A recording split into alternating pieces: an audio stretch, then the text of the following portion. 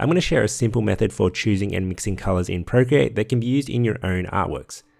And no, I'm not just going to tell you which colors to use. Instead, we're going to use simple reasoning to figure out why an object would be a color based on the time of day.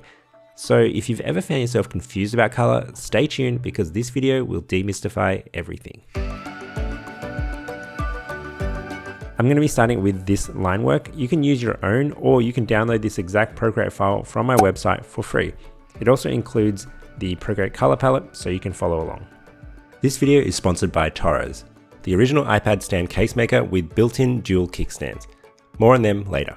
The easiest way to start is just to color everything what I like to call the local color, and that's just what you assume things to be. So for example, here is a tree, there's also a tree here. The assumption is a tree is green, right? So just color it green. Similarly, like this building here is going to be like a concrete gray color. Color it gray. I've included these colors here in the color palette so that it's a really simple, straightforward process. So I'm going to use this grayish green for the building. I'm going to use this gray for the pavement, the dark cyan for the asphalt, green for trees, and so on. And that's the end of the tutorial. No, it's not that simple, but I want to make it simple for anyone to be able to follow along. Speaking of simple, I want to thank the sponsor of today's video, Torres. They've made my painting sessions more comfortable thanks to their simple, easy to use Ostan iPad case. I spent a long time drawing and looking down at a desk can get uncomfortable.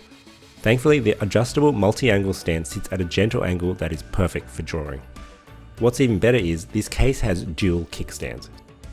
So this is the smaller kickstand and it's great for things like using your stylus and drawing. And then I can just close this and open up this bigger stand if I want to switch angles or if I want to sit back and watch videos. The big stand also works well in vertical mode when open to its maximum angle. Overall, the design is minimal while also allowing me to grip the iPad with more confidence. They even have a space up here for storing and charging your stylus so you don't lose or forget it. Now to be honest, when I first heard about this case, I was skeptical because most iPad accessories can be pretty flimsy or cheap, but the Ostan iPad case is really solid. The build quality is really impressive, the materials feel premium while also feeling really tough.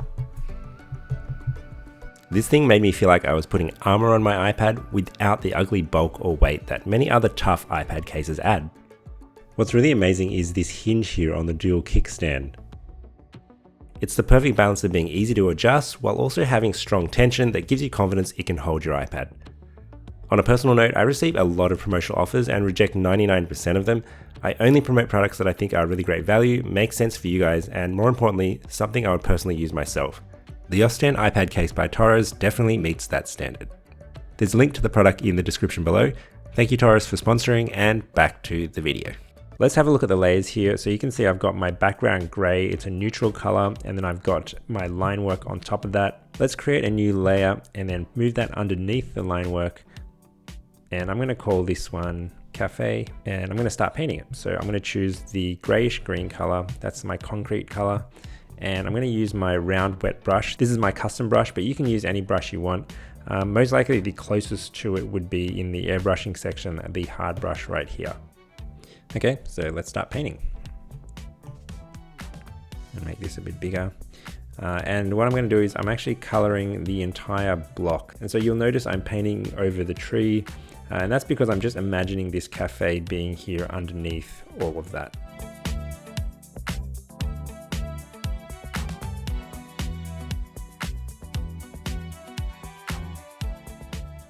Okay, that's good enough. Let's move on to the trees. So let's grab this. I'm going to grab the dark green.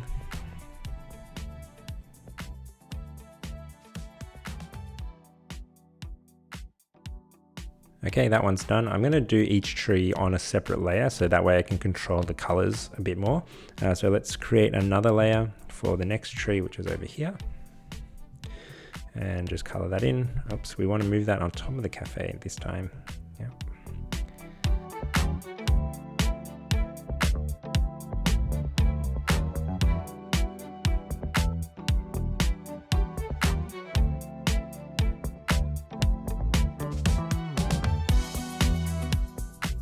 All right, let's do the asphalt. So that'll be underneath all of this. Create a new layer. I'm going to move this to the bottom. And we're going to grab the dark cyan. That is going to include the streets. So let's just paint all of this. Oops.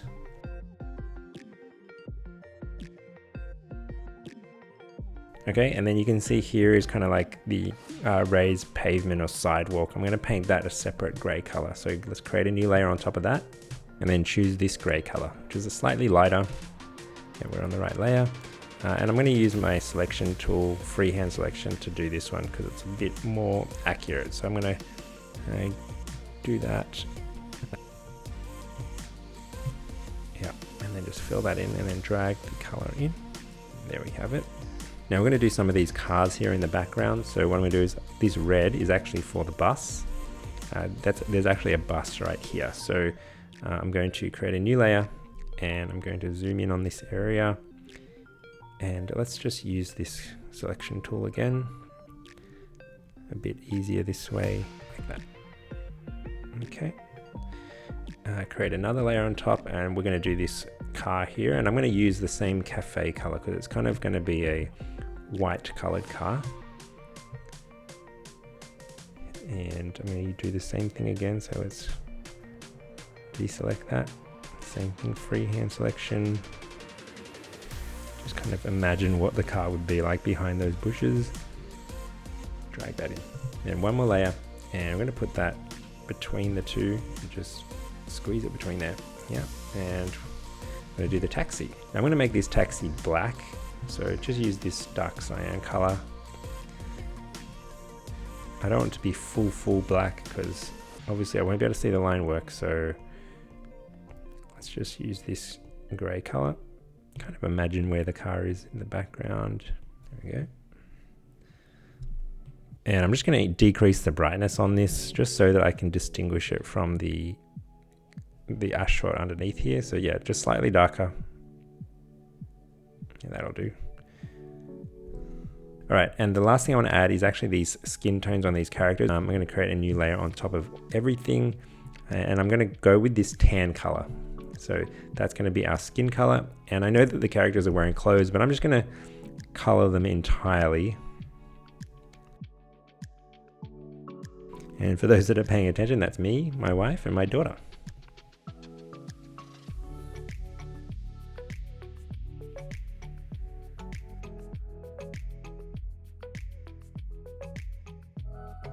Go with this character here. Looks like I haven't filled in this cafe section. Let's just fix that. Okay. Now let's go back up here, create a new layer, grab that skin color, and let's just paint this other character. Now, it might seem strange that I'm coloring the entire character in like a skin tone, but this is also going to serve as kind of like our clipping mask base. So later on, when I do things like paint her clothes or like, this bag here, it's going to be a little bit easier, and I'll have like some bounds by which my paint is applied. Okay, and then there's one more character over here, so let's create a new layer again.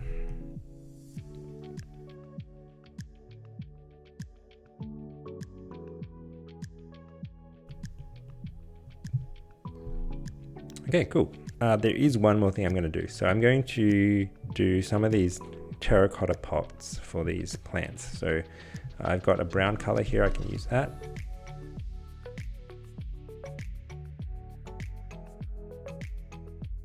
Okay, so these are our local colors done. Now, obviously it's not exact, if you were really going to do this properly, you could go in and, do the local colors for my t-shirt, the bag, all the different little details like these signposts in the background. But I just want to demonstrate a concept or an idea. So we're just going to keep things simple. So far, all of this has been really easy. Even a kindergartner could get it, but bear with me, here's where things get interesting.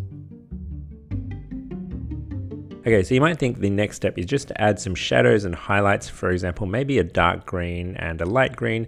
Maybe for the skin, just add some yellow, a bit of orange, and then call it a day. Like what's so complicated about coloring? Why even make this video? The danger is if you go down that simplistic looking path, your art will always kind of be capped in, the sense of dynamism it has, the sense of realism it has. If you don't truly understand light and color, you won't be able to capture those heightened emotions that come from it. And for me personally, I've fallen into this trap too, where I had too simple of a mindset about color, and it showed in my artworks. I always seem to, just paint things the color that I assume they are in my mind, rather than really understanding what my eye is perceiving based on the time of day it is. And that's the key transformation or jump we need to make. Going from just thinking that everything is just highlight, shadow, midtone, and instead thinking really deeply about the scene of our artwork and where the light sources are and how those lights interact with the local colors of our objects. So we're going to start with the primary light source, which is really obvious, the sun. I'm going to create a new layer on top just to outline where I'm going to put the sun. And I've got a color here, light yellow, that's going to be our sun color. And if we imagined where it would be up here somewhere, and I'm going to have it pointing down like this. So, we might be at 11 a.m. or 1 p.m. If you imagine noon as being directly down like that, we're just going to be slightly off to the left and to the front. So it's kind of hitting that building, and this ledge or overhang of the building is going to be casting a shadow down onto our characters who are sitting there enjoying their drinks.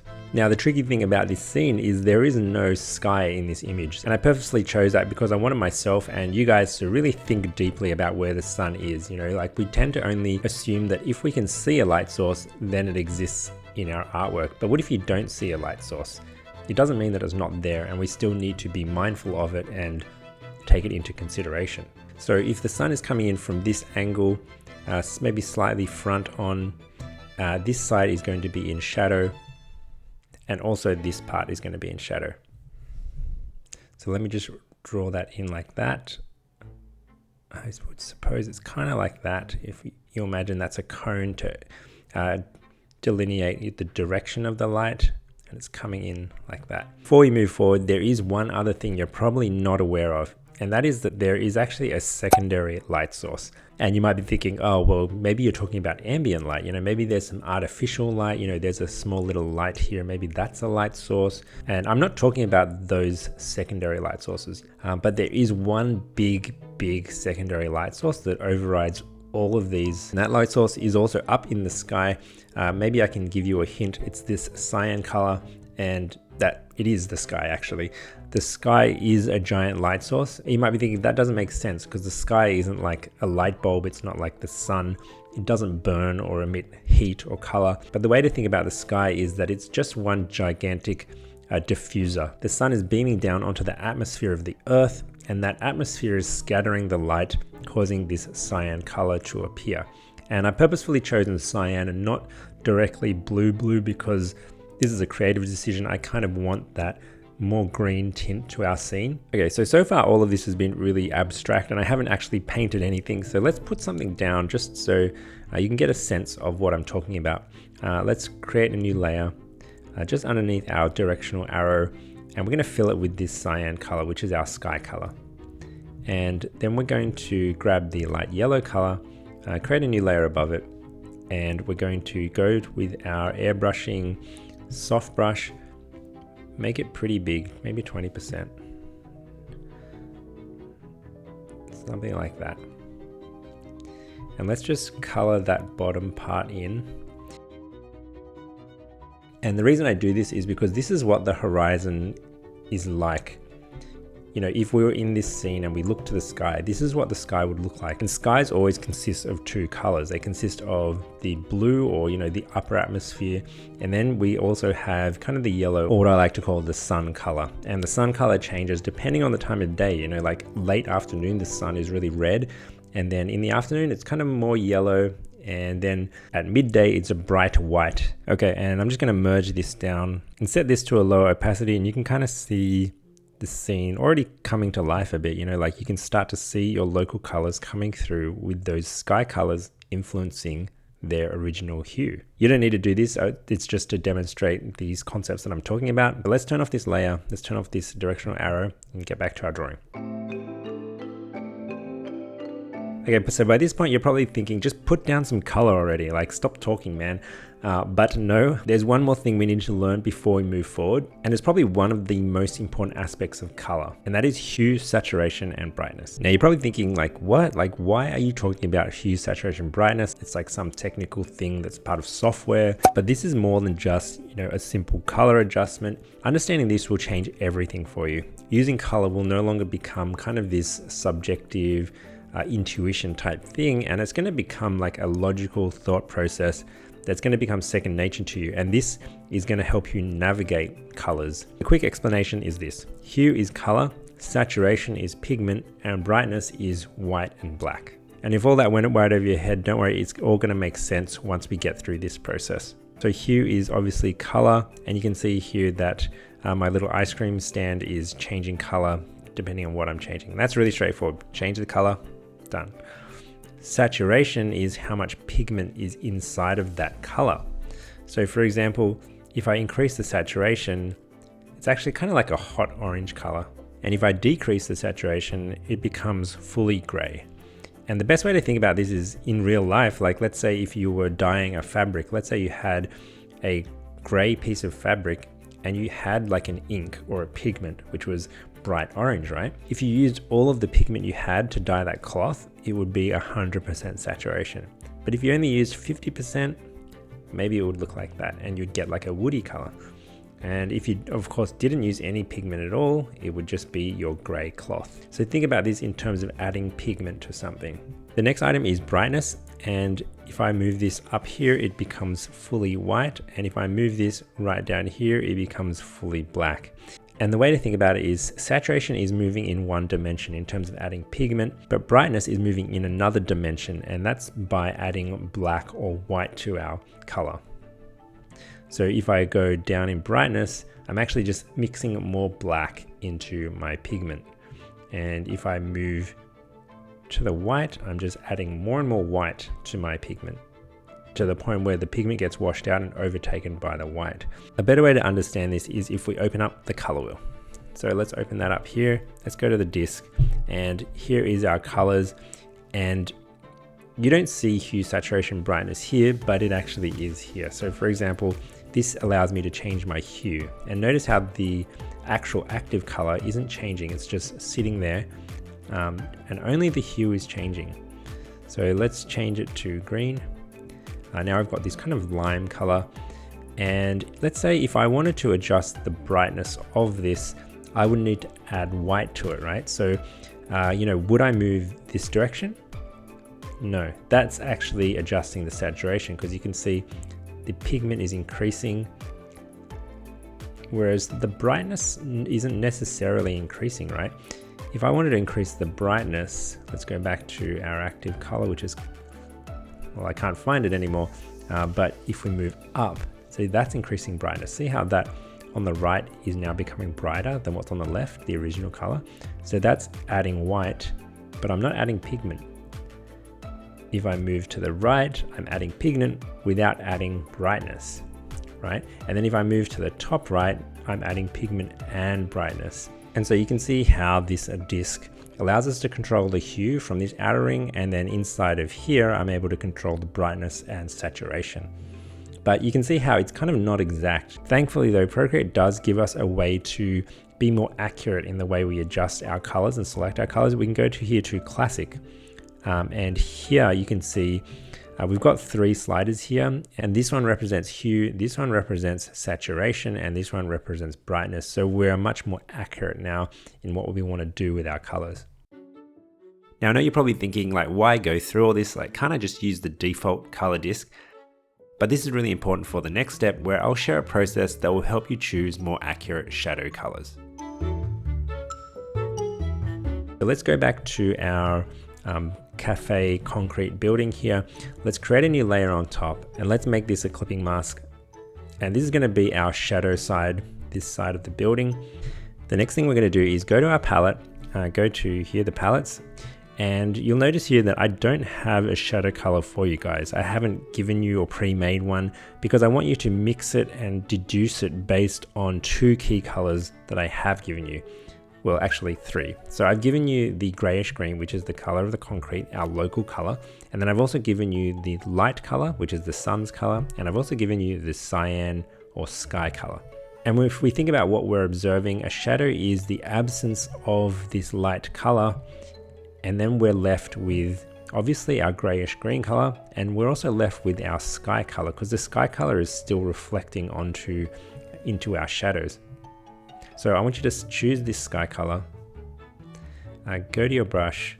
I'm going back to my round wet brush.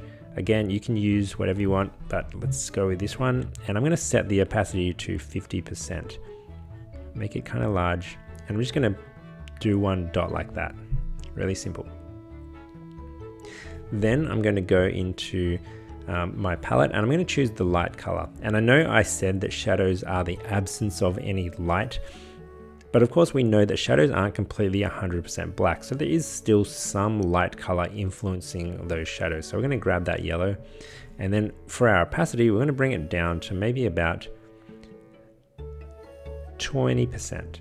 And then we're going to do this, and we're going to do nothing. And if I zoom in here, you can see I've kind of created this Venn diagram where the opacities have overlapped, and we've mixed this new color, which is a combination of the local color, the sky color, and the light color. So I want you to select that color, which gives us kind of this neutral green color, which is very similar to this color. And here is where all that discussion about hue, saturation, and brightness comes in, and choosing the classic wheel instead of the disc.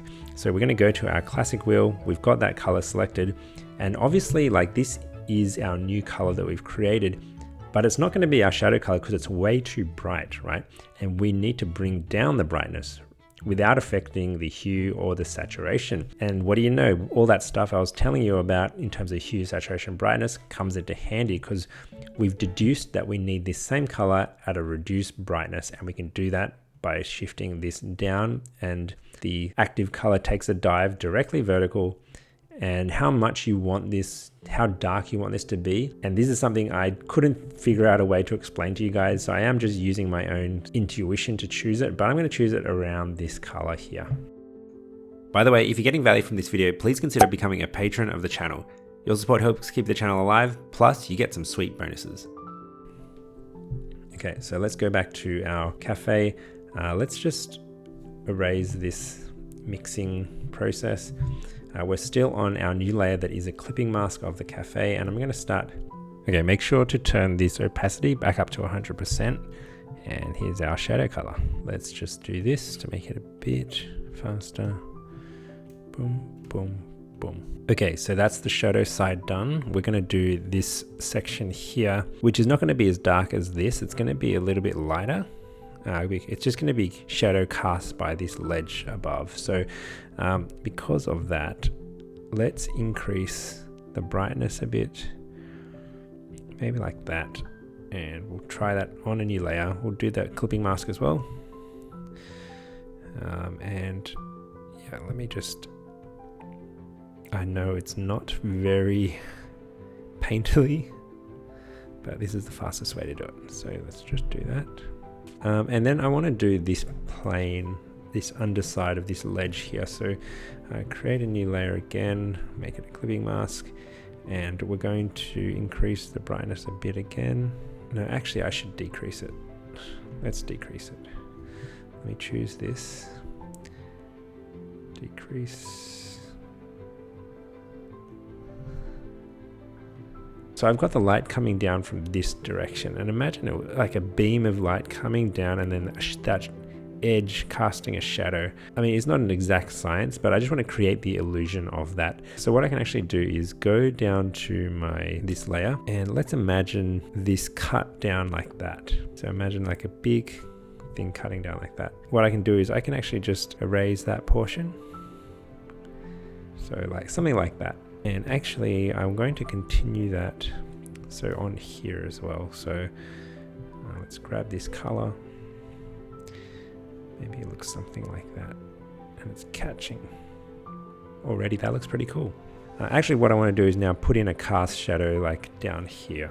So let's create another layer.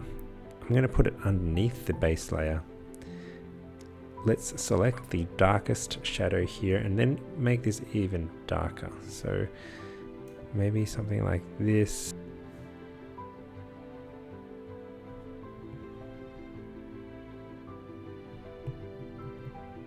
And I'm actually going to create another layer for this cast shadow.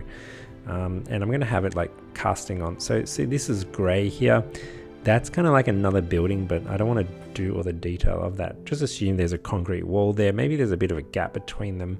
And this building is casting a shadow onto that building. So I'm on a new layer and we're going to do this. Okay, so I feel like this shadow is not really dark enough. It's not really punching enough. So let's make this darker. We'll go here to brightness, bring down the brightness a bit. I just really want a rich contrast between these sections here. But there's two ways to make this shadow punch more. Obviously, the first way is to reduce the brightness like what I'm doing now. So I'm going to do that, reduce the brightness, but then I can also up the color of this asphalt to make it more contrasty. And that's what we're going to do next. When we get into highlights, we'll do that. Okay, so let's have a look at what we've got in the layers. Let's start being a bit neat. Let's group some of these together. These are the cafe. And I feel like now that I've added this cast shadow, it's kind of added that extra bit of dimension. Things are starting to pop a bit. So I'm going to start adding that cast shadow all around wherever I have other objects that I think will be casting that. So I'm going to start with this tree here. Let's create a layer beneath that. I'm going to select that color and I'm going to use my freehand selection tool and just kind of make a bit of a blob like that. I mean, that already looks a lot better. Then also on this one, I'm going to kind of do something like this. Looks a bit wonky, but anyway, let's just fix that up. Doesn't have to be perfect. We can refine this later. It's just about laying down these initial colors and getting a feel for it. Okay, the other thing that would have a shadow is this woman right here. So let's create a shadow for her. And let's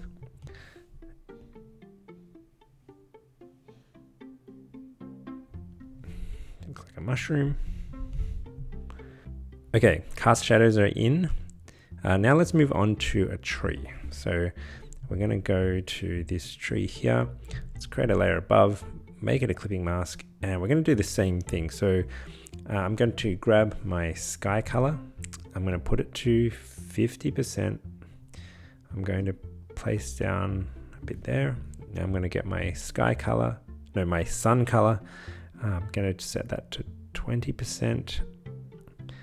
Put that there. There's our shadow color. And then we're going to go to the brightness, dive all the way down to get our shadow color. Oh, turn up opacity. That's nowhere near as dark enough. So let's go even darker.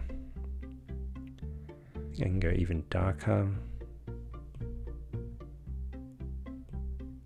So right now it looks very one-dimensional, like just two different colors. But if I want to add a bit more darkness to it, let's go a bit even more black, so I can really get into these deeper parts of the shrubbery. So now I want to soften kind of the gap between these two, like shadow color and mid-tone or local color. So I'm going to grab that shadow color. I'm going to still keep the opacity at 100%, but I'm just going to lightly brush here and then pick up that in-between color and kind of just gently blend it that way. I don't want it to be a fully smooth blend because there is still a bit of a harsh edge on this shadow. So far, the coloring is progressing well, but there's one thing we can do that will boost the shadows and help us achieve a natural look. So let's go back to our building and let's go specifically to this shadow side. Now it definitely looks better than before, but you could argue that it still does kind of look flat maybe a bit too boring, and you know, it just seems like we're adding black to everything, right? And even though we did that color mixing exercise, I think it can be pushed even further. So what I like to do after doing this is to actually grab the sky color itself. So go back to our palette, so that's cyan, that's our sky color. Now go to the layer that has the shadow side of the cafe, which is this one. Yep. And I'm actually just gonna paint it on, like just lightly paint it on. Don't do like a full 100% opacity brush like that, but just lightly paint it on, and then select that lightly mixed, newly mixed color, and just work that into the building as well.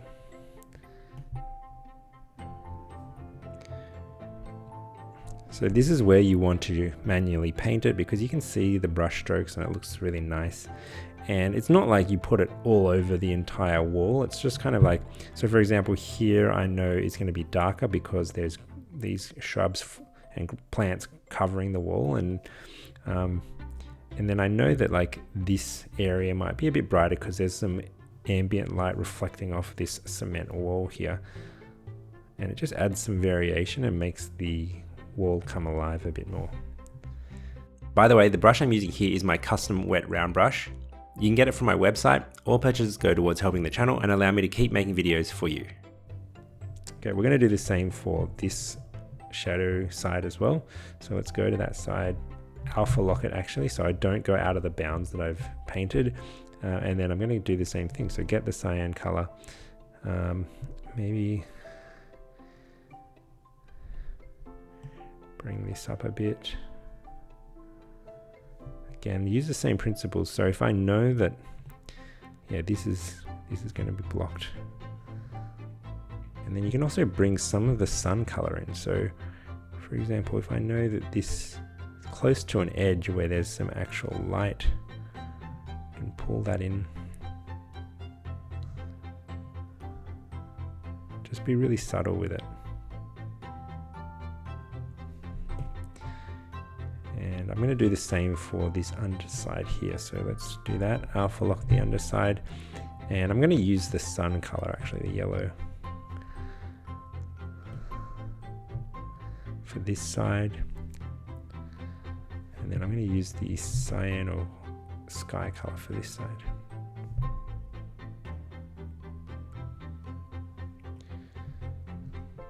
Then the original color, bring that back.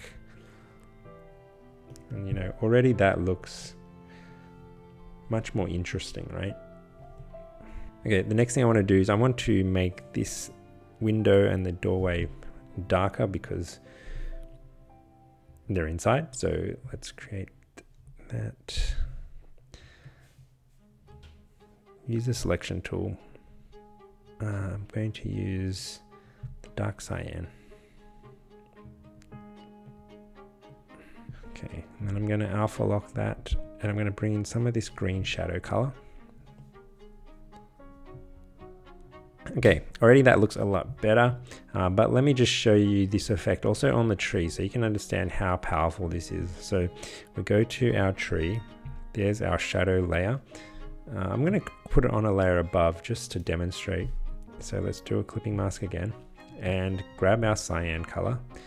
We're not adjusting opacity, it's just chucking that right on. So maybe here, just bring it in a bit here. Anywhere where you imagine like some of like the bulges of the foliage, kind of adds that dimensionality to it. We're gonna just blend a bit of that in so it's not so harsh. Bring back a bit of that dark green.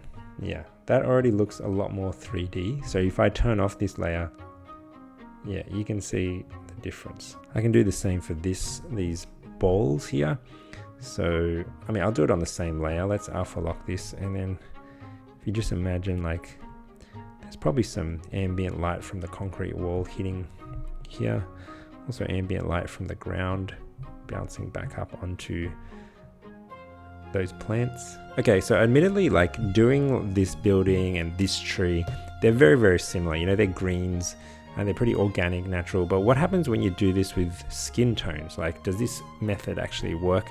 let's give it a shot. So let me zoom in here on my face. I'm going to get my character. Let's create a new layer on top and make it a clipping mask and do our same method as before. So grab the cyan, dive down to 50% opacity. Let's paint that on. Now grab our yellow, go down to 20% opacity, put that there. And now this gives us our shadow color. Go to the classic color picker and dive right down, maybe to about here. Increase our opacity and let's paint that. Now, the interesting thing about this character is he's sitting completely in shadow. So actually you might fully be covered in shadow. You might not really see much skin tone at all. Let me just do this first and I'll tell you how I deal with that later. Let me just do that. I think I'm going to be wearing pants. It's always good to be wearing pants, so I'll do that a different color, but we're just talking about skin tones here. And I look pretty green, like it doesn't make sense, right? Like, why would I paint myself green? Am I sick? Like, no, it makes sense when you see it in context with everything else, but just like this, it looks a bit funny. I should have this like that.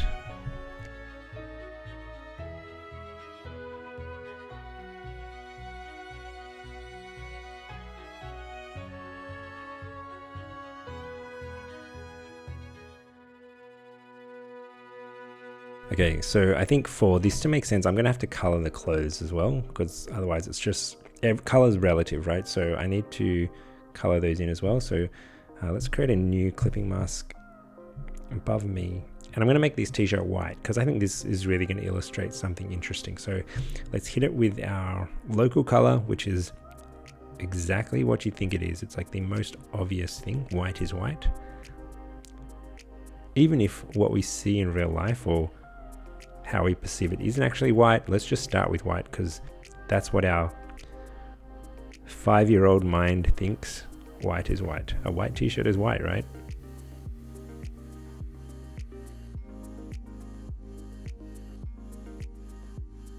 Okay, let's just start with this and I'll worry about these two later on. So we've done the shadow color for the skin. Let's do the shadow color for these two things as well, for the t-shirt and the pants. Let's create a new layer, make it a clipping mask, and do our routine again, which is the sky color,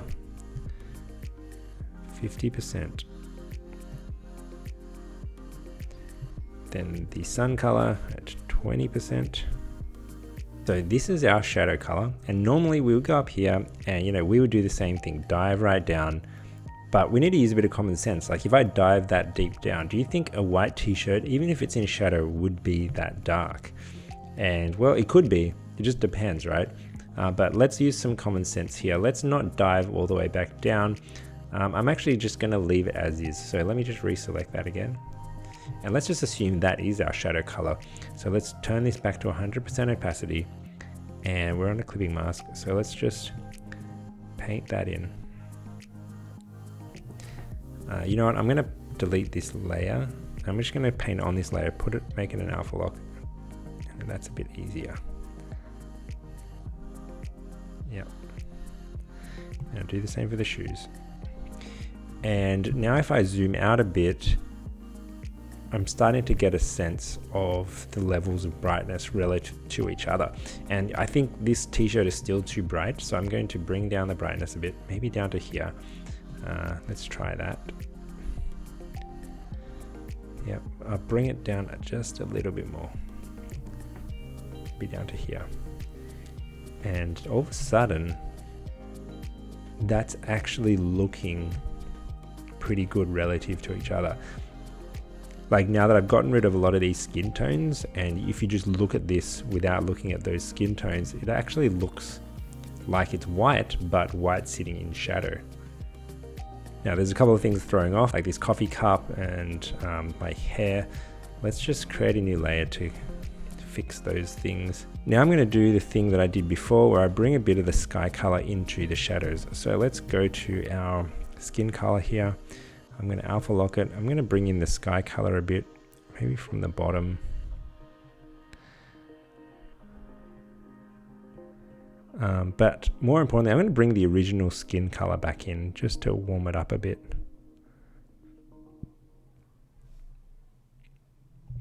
And so I look less sickly. Now, you know, there's a bit of a subtle gradient there and it looks much more naturalistic. I think I still need to adjust this cup color. So let me just, what color should that be? It's probably white as well. Okay, let's try that. Let's try white, but let's make it a bit brighter. And maybe it's like an off-white, right? Like, or it's like a light yellow, and that's when we can actually jump out of our brightness slider. We can go to our hue slider. Adjust the hue a bit like that, and there you go. Okay, so we've done the building, we've done the trees, we've done the skin tones, but all of these are still really naturalistic colors. Does this method actually work when you have something that's super bright and out of place? Let's try it. That's why I've included this red bus. So we're going to tackle this. And this time, because our bus is kind of in the background, I want to have it be a bit more desaturated, a bit more influenced by the light color. So instead of 20% opacity, I'm going to do 35%.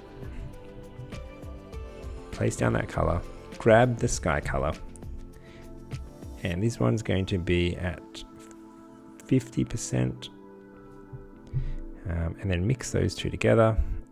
Now we've got our color, and we're going to dive down something like that. Let's try this. 100%.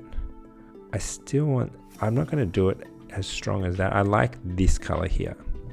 That's the color we want. So I'm going to grab that. No, it wasn't perfect, but sometimes you got to use intuition. So yeah, this one's perfect. There we go. That worked pretty good. And I'm just going to use the same color.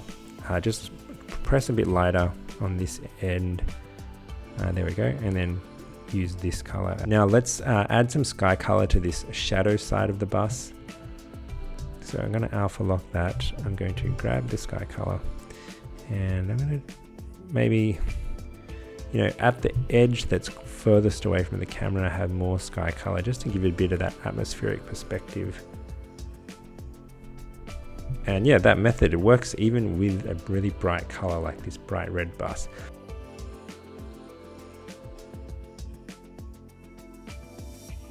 By this point, you've probably got the hang of it. You only need 3 colors, the local color, the sky color, and the light color. And based off that, you can paint anything.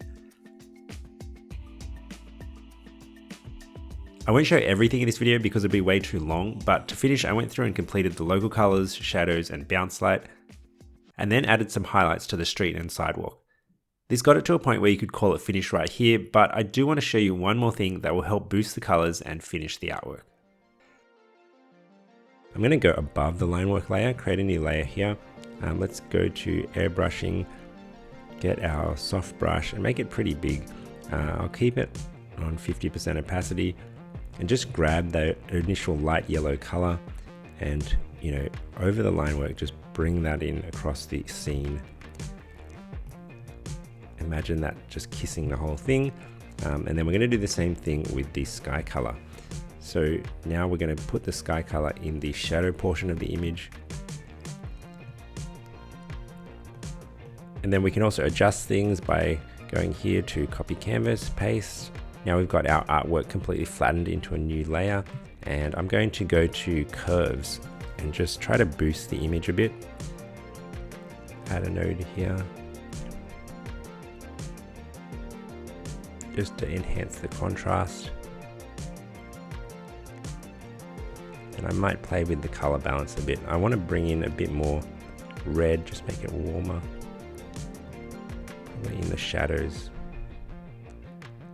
Yeah. But yeah, that's a pretty nice result with a really straightforward process that anyone can follow. But I'm going to take it a step back and complete this painting properly. So I'll see you in a bit.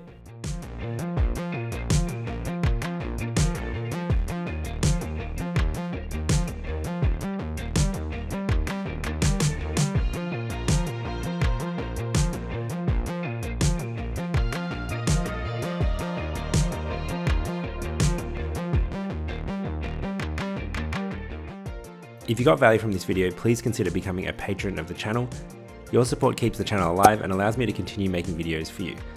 Plus, if you join the Drawing Club tier, you'll get access to a bonus video where I show you how to adapt this method for a different time of day. Thanks for watching guys, and I'll see you in the next one.